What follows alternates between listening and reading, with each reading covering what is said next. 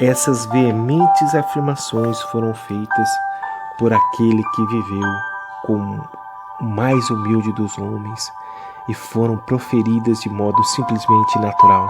Por exemplo, Paulo, com igual simplicidade, diria: sou homem e judeu. Para pregar e chegar-se à conclusão de que Cristo era divino, é necessário admitir somente duas coisas. A primeira, que Jesus não era um homem mau. Que Jesus não era um homem mau. A segunda, que ele não era demente. Se ele dissesse que era divino, sabendo que não era, então não poderia ser bom. Ele equivocadamente imaginasse que fosse Deus, então não poderia ser sábio. Contudo, nenhuma pessoa sensata sonharia em negar o caráter perfeito de Jesus ou sua sabedoria superior. Em consequência disso, é inevitável concluir que ele era o que ele próprio disse ser, o Filho de Deus em sentido único. C. A autoridade de Cristo. Nos ensinos de Cristo, observa-se. Letra C. A autoridade de Cristo. Nos ensinos de Cristo, observa-se a completa ausência de expressões como é minha opinião, pode ser, penso que, bem, podemos supor e etc. Um estudioso judeu racionalista admitiu que falava com a autoridade do Deus poderoso. O Dr. Henry Van Dyck assinala que o Sermão no Monte, por exemplo, temos preponderante visão de um hebreu crente que posiciona a si mesmo acima da autoridade de sua própria fé. Um humilde mestre que afirma ter autoridade suprema sobre toda a conduta humana. Um reformador moral que põe de lado todos os demais fundamentos, dizendo: portanto, quem ouve essas minhas palavras e as práticas é como um homem prudente que construiu a sua casa sobre a rocha. Mateus 7:24. Nesse breve registro do discurso de Jesus, repete-se inúmeras vezes a solene frase com a qual ele autentica a verdade. Digo-lhes a verdade. A impecabilidade de Cristo. Nenhum professor que chame os homens ao arrependimento e retidão pode evitar algumas referências às suas próprias faltas ou imperfeições.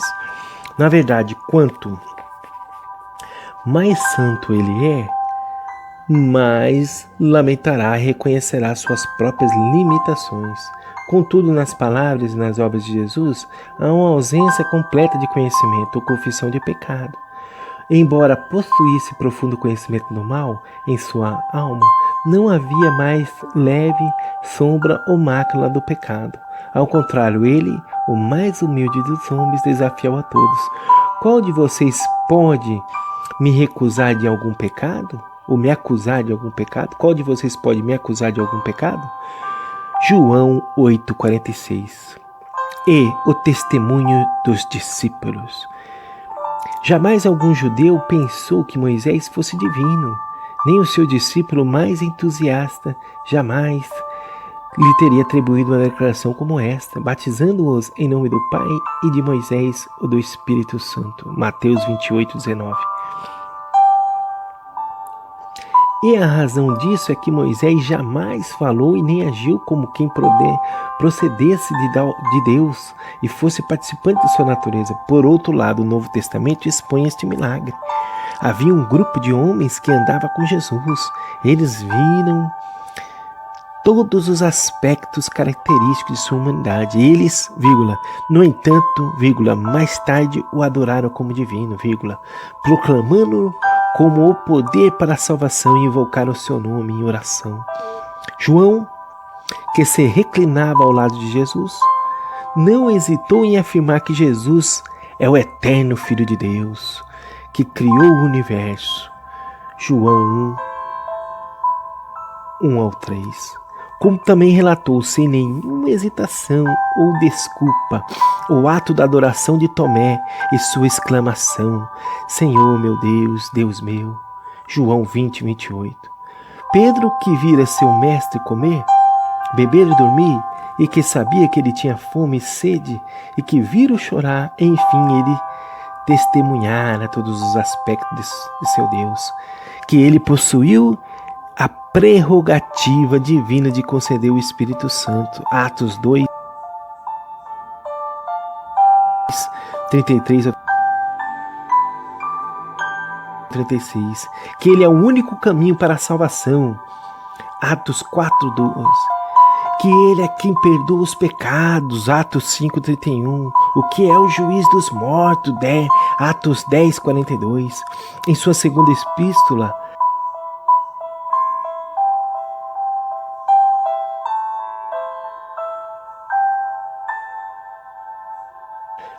Atos 3, 18. Ele o adora, atribuindo-lhe a glória, agora e para sempre.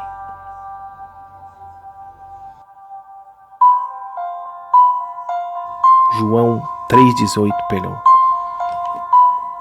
Corrigindo aqui, segunda epístola de Pedro 3,18, que está escrito: antes crescei na graça e do conhecimento de Deus.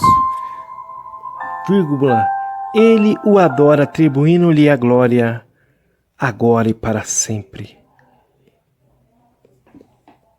A ele seja dada a glória, assim agora, como no dia da eternidade. Amém.